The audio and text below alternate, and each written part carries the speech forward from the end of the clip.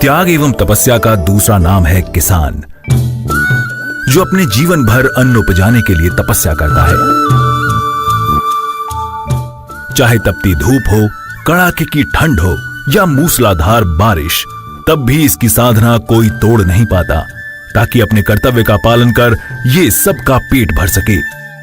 भारतीय किसानों की कृषि ही उसकी शक्ति है तथा वही उसकी भक्ति है। इसलिए ही अपने देशवासियों को भरपूर अन्न, फल, साग सब्जी मिल रहा है। लेकिन बदले में किसान को उनका पारिश्रमिक भी नहीं मिल पा रहा है। प्राचीन काल से लेकर आज तक उनका जीवन अभाव में ही गुजरा है। इस दर्द को समझा हमारे पूर्व प्रधानमंत्री चौधरी चरण सिंह ने, जिनका जन्म आज ही के दिन 23 दिसंबर 1902 में हापुड़ जिले के किसान परिवार में हुआ एवं वो खुद भी किसान थे। आजादी के बाद चौधरी चरण सिंह ने किसानों के हक की लड़ाई लड़ी। चौधरी चरण सिंह की मेहनत के कारण जमींदारी उन्मूलन कानून 1952 में पारित हो सका। इस विधेयक ने सदियों से खेत में खून बहाने वाले किसानों को जीने का मौका दिया।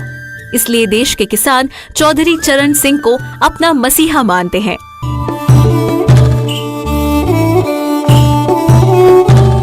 उन्होंने देश में भ्रमण करते हुए कृषकों की समस्या का समाधान करने का प्रयास किया तथा किसान समस्या को देश की समस्या मानकर एक आंदोलन स्तर पर जीवन पर्यंत जुटे रहे। उनमें देश के प्रति वफादारी का भाव था तथा दूसरी ओर कृषकों के सच्चे शुभचिंतक थे। इसलिए चौधरी चरण सिंह की याद में उनके जन्मदिन को हर वर्ष हम किसान दिवस के रूप में मनाते हैं। आज उनके जन्मदिन पर सोचने की जरूरत है कि किसानों के उत्थान के लिए कितने आंदोलन चले और अभी तक चल रहे हैं, लेकिन इस मुहिम में कितने किसानों का उत्थान हो पाया है। प्रदेश के जिन किसानों ने गोभी वर्गीय फसलों में फूल गोभी की खेती कर रखी है, इस फसल से अधिक उपज मिले, इसके लिए फसल में समसामयिक कार्यों को उचित तरीके से करना जरूरी होता है। तो कौन कौन से कार्यों को करें, इस बारे में जानकारी दे रहे हैं जवाहरलाल नेहरू कृषि विश्वविद्यालय जबलपुर के डॉक्टर शेखर सिंह बघेल।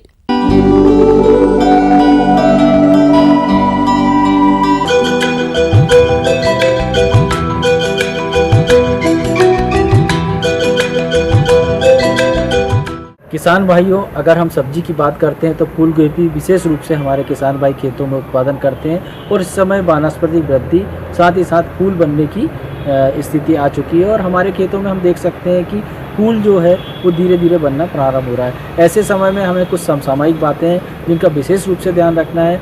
खेतों में खरपतवार हो तो हमें खेत में अच्छी तरीके से निराई गुड़ाई करवाना है। उसके बाद में जो कचरा है उसको खेत से बाहर ले जाकर उसको नष्ट कराना है। खेत में साफ सफाई होगी तो रोग एवं व्याधियों की समस्या कम से कम आएगी और फूल जो है उनका विकास भी अच्छा होगा, क्योंकि खरपतवार प्रतिस्पर्धा करते हैं पोषक तत्व के लिए, प्रकाश के लिए और भी अन्य हमारी जो चीज़ें होती हैं उसके लिए वे प्रतिस्पर्धा करते हैं खरपतवारों के साथ, तो पौधों का विकास कम होता है। तो हमें चाहिए कि खरपतवारों को अच्छी तरीके से खेतों से बाहर करें।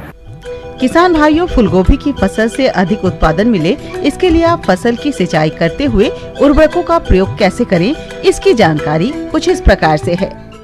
और उसके बाद हमें चाहिए कि जो खेत में अच्छी तरीके से समय समय पर सिंचाई जरूर करें और सिंचाई जो है पानी की कमी हमारे फूल गोभी में नहीं होना चाहिए, नहीं तो पौधों का विकास अच्छा नहीं होगा और जो फल है उनका आकार भी अच्छा नहीं आएगा।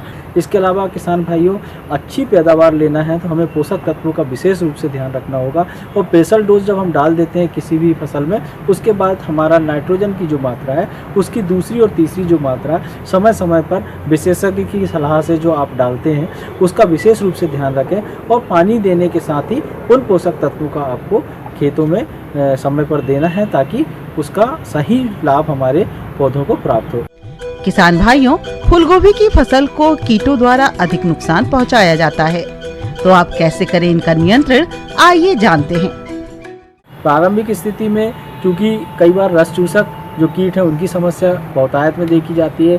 रस चूसक कीटों में अगर हम एफिड, जैसिड, माहू, इनकी समस्या फूल गोभी में बहुतायत में आती है और कई बार देखा गया है कि अगर रस चूसक की समस्या आ जाए तो हमारे पूरे खेत के जो फूल हैं या जो पत्तियां हैं वो कहीं ना कहीं उनमें पोषक तत्व जो है वो ठीक से नहीं प्राप्त होते। साथ ही साथ जो प्रकाश संश्लेषण की क्रिया है वो बाधित होने के कारण हमारे पौधों का जो विकास है या फूलों का जो विकास है वो ठीक तरीके से नहीं होता और उत्पादन भी जो है बहुत अधिक समस्या आती है। प्रारंभिक स्थिति में कम अगर हमें दिखाई दे रहे हैं रस चूसक जो कीट हैं तो हमें नीम तेल जो है वो लगभग 4 से 5 ml प्रति लीटर पानी में घोल बनाकर समय समय पर उसका छिड़काव खेतों में करते रहें ताकि ये रस चूसक कीटों की समस्या हमें खेत में ना दिखाई दे। दूसरी बात है कि अगर बहुतायत में आपको रस चूसक कीटों की समस्या दिखाई दे रही है तो आपको चाहिए इमिडाक्लोप्रिड जो दवा है उसकी पानी में घोल बनाकर हमको फसल में छिड़काव करना है। इस बात का ध्यान रखें कि हमें हमेशा दवाई शाम के टाइम छिड़काव करें ताकि उसका सही लाभ हमारी फसल को प्राप्त हो और जो हमारे कीट हैं उनकी समस्या कम से कम हो। किसान भाइयों, अगर हम फूल गोभी की बात करते हैं तो कई बार देखा गया है कि इसमें जो तंबाकू की इल्ली है तो उसकी समस्या फूल गोभी में बहुतायत में देखी जाती है और फूलों में कई बार इन इल्लियों के कारण बहुत अधिक नुकसान होता है। फूलों का जो साइज है या आकार है वो ख़राब हो जाता है, फूलों को खा लेते हैं तो बाज़ार भाव भी ऐसी फूलों को नहीं मिलता और बहुत अधिक हमारे किसान भाइयों को नुकसान होता है। प्रारंभिक स्थिति में आपको चाहिए कि खेतों में जगह जगह पर टी आकार की खूंटियाँ लगा देवें और इन खूंटियों में पक्षी बैठेंगे और पक्षी आके इन जो इल्लियाँ हैं इनको खाएंगे। दूसरी है कि आप फेरोमोन ट्रैप इनका अगर खेतों में लगाते हैं तो इससे भी आपको ये पता लग जाएगा कि किस प्रकार के कीटों की समस्या आपके खेतों में आ रही है।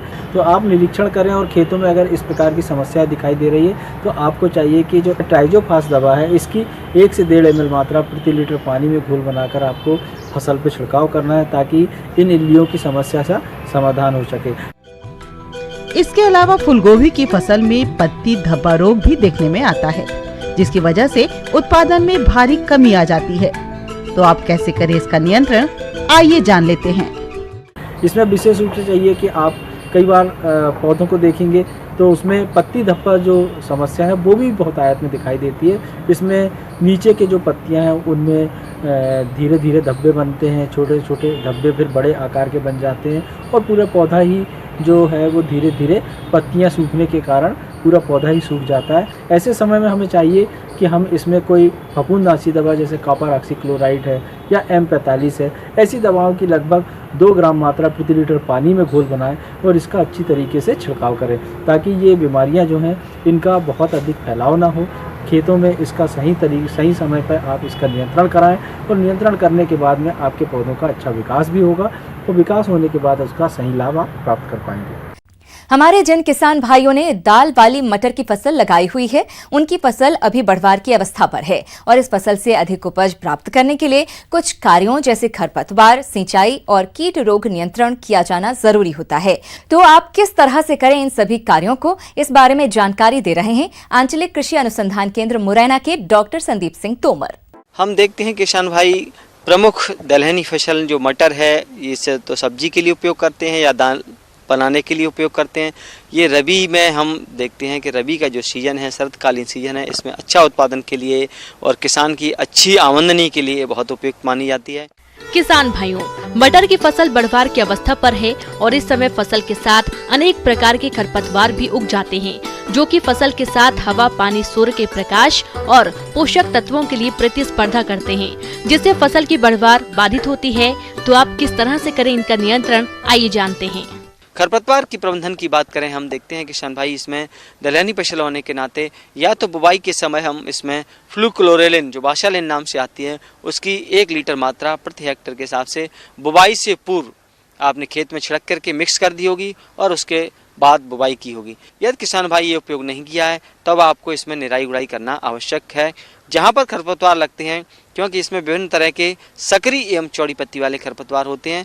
निराई गुड़ाई में हम देखते हैं कि पहली निराई गुड़ाई लगभग 30 दिन की अवस्था पर निश्चित रूप से करें और दूसरी लगभग हम देखते हैं कि 45-50 दिन की जब फसल हो रही हो उस समय कर दें। 2 बार निराई गुड़ाई करने से एक तो फसल में हम देखते हैं कि वायु संचार भी जड़ों का बढ़ता है, जिससे कि ये वायुमंडलीय नाइट्रोजन को ज़्यादा से ज़्यादा स्थिर करके उपयोग करती है और हमारी मृदा की दशा सुधारने के साथ साथ में हम देखते हैं कि इसमें अच्छी स्वयं की भी मटर की वृद्धि होती है। सिंचाई की बात करें किसान भाई, ये सबसे महत्वपूर्ण बिंदु माना जाता है कि कभी कभी हम देखते हैं किसान भाई सिंचाई कर देते हैं और फिर कहते हैं कि हमारी फसल सूख रही है। तो सबसे पहले यह बात आती है कि इसमें पर्याप्त नमी की दशा में ही इसको बोना चाहिए। रिच फरो मेथड में देखते हैं कि जो हमारी मेड़ हैं जो उनके ऊपर हम बुवाई करें। इसकी 2 से 3 लाइनों की बुवाई करें और जब भी हमें जल की आवश्यकता लगती है कि इसमें सिंचाई की आवश्यकता है, उस समय केवल फरों में हम सिंचाई करके फसल को सही वातावरण दे सकते हैं। तो इसलिए ध्यान रखें कि खड़ी फसल में फूल आने की अवस्था से पहले यदि आवश्यकता हो, रिच फरो सिस्टम है तो बहुत आवश्यक है। दूसरी सिंचाई की जब बात आती है तो हम किसान भाई बात करते हैं कि जब फूल समाप्त हो जाए, फली बनने लगें या फली की वृद्धि अवस्था या दाने की वृद्धि अवस्था जिसे हम कहते हैं, उस समय आप इसमें सिंचाई अवश्य रूप से करें कि उस समय नमी की कमी होगी तो दाना छोटा बनेगा, फली का विकास सही से नहीं होगा। तो इसलिए किसान भाई ध्यान रखें कि उस समय जरूर रूप से सिंचाई। इसके बाद आती है उर्वरक प्रबंधन की बात करें हम तो किसान भाई इसमें संस्तुति अनुसार आपने बुवाई के समय 50 से 60 किलोग्राम फास्फोरस, 20 किलोग्राम नाइट्रोजन और 30 किलोग्राम पोटास प्रति हेक्टेयर के हिसाब से उपयोग किया होगा। परंतु हम देखें कि खड़ी फसल में यदि आपने सही तरीके से विकास लेना है तो इसमें या तो DAP का 2% का घोल का स्प्रे कर सकते हैं। दूसरा हम देखते हैं कि इफ़को के द्वारा जो सोल्यूबल फॉर्म में आता है उसका भी आप 1 से 2% का घोल बना करके जो NPK का आता है, वाटर घुलनशील करके आता है सोल्यूबल फॉर्म, उसको आप उपयोग करके छिड़काव कर सकते हैं। किसान भाइयों, मटर की फसल को कुछ कीट और रोगों द्वारा अत्यधिक नुकसान पहुंचाया जाता है, जिसकी वजह से फसल के उत्पादन में भारी कमी आ जाती है। तो आप इनकी पहचान कर समय रहते नियंत्रण कैसे करें, आइए जानते हैं। अब बात आती है किसान भाई कि ये प्रबंधन करने के बाद देखते हैं कि कहीं कहीं कीड़ों की बात आती है तो इसमें विभिन्न तरह के कीड़े लगते हैं, चाहे तना भेदक कीड़ा हो या पत्ती लीफ माइनर जिसे कहते हैं, वो पत्ती में सुरंग बना के पत्ती को खाता है, या देखते हैं कि इसमें जो जड़ के पास जो कीड़ा लगता है वो भी इसको प्रभावित करता है। तो इनके नियंत्रण के लिए या तो मेटासिस्टाक्स है, आप देखते हैं कि 1 ml प्रति लीटर के हिसाब से इस तरह से 500 से 600 लीटर पानी लगेगा, आप किसका स्प्रे कर सकते हैं, या इमिडाक्लोपिड जो दवा है वो 250 ml प्रति हेक्टेयर के हिसाब से स्प्रे करके इन कीड़ों को नियंत्रण किया जा सकता है।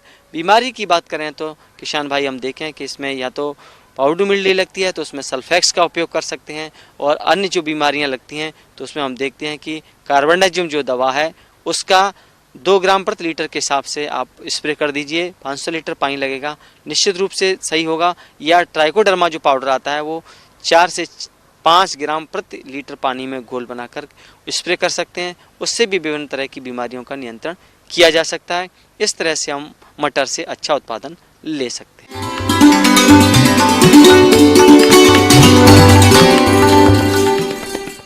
अन्नदाता हेल्पलाइन निःशुल्क फोन संपर्क सेवा के माध्यम से आपके द्वारा पूछे गए प्रश्नों में से 1 या 2 महत्वपूर्ण प्रश्न को हम अपनी कार्यक्रम में शामिल करते हैं। इसी के तहत आज का चयनित प्रश्न और उसका जवाब इस प्रकार है।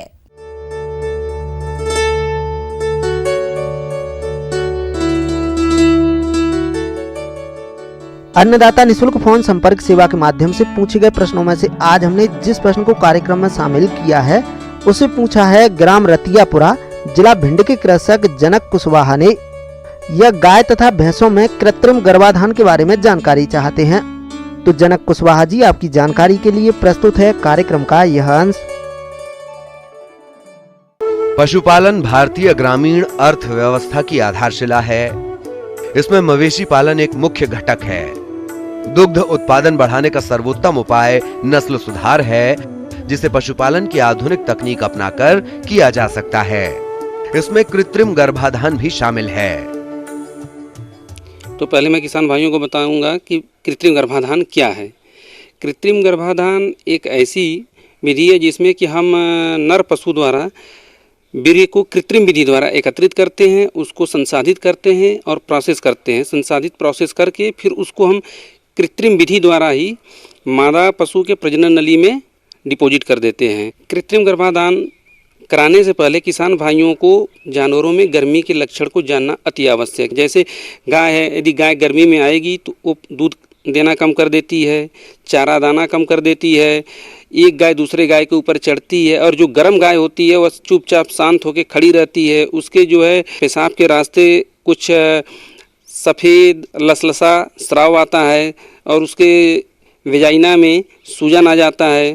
तो ये तमाम लक्षण हैं जिसको किसान भाइयों को जानना चाहिए। अब मैं किसान भाइयों को बताऊंगा कि कृत्रिम गर्भाधान के क्या लाभ होते हैं। किसान भाई जो छोटे तबके के किसान भाई हैं जो 1 या 2 पशुओं को पालते हैं उनको सांड पालने की आवश्यकता नहीं होती है।